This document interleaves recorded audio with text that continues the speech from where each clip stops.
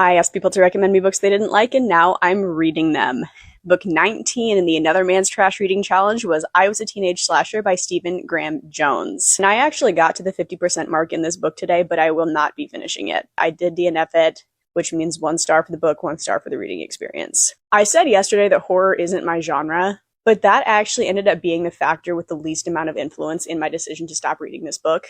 It's stream of consciousness narration, very scattered, very unique. And if you enjoy that, hell yeah. To me, it felt like it was just hard to build up any momentum in the story because he kept interrupting himself and skipping around and telling half stories. And that was really frustrating for me. And I got to the halfway point of the book and I realized that I didn't like or dislike the story, and the horror wasn't putting me off, but the way that it was being told for me was impacting the reading experience enough that I found that I just did not care at all to read the second half of the book.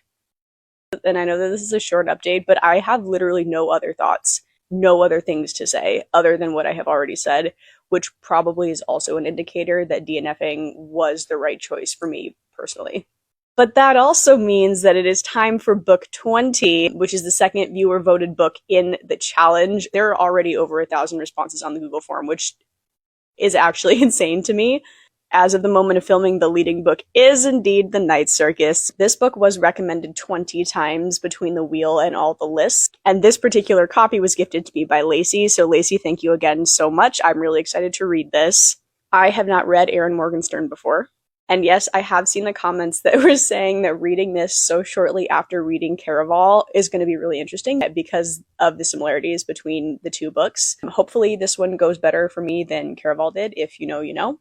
So, based on what you know about me and how I read, do you think I'm going to think The Night Circus is trash or treasure? Poll is on the screen.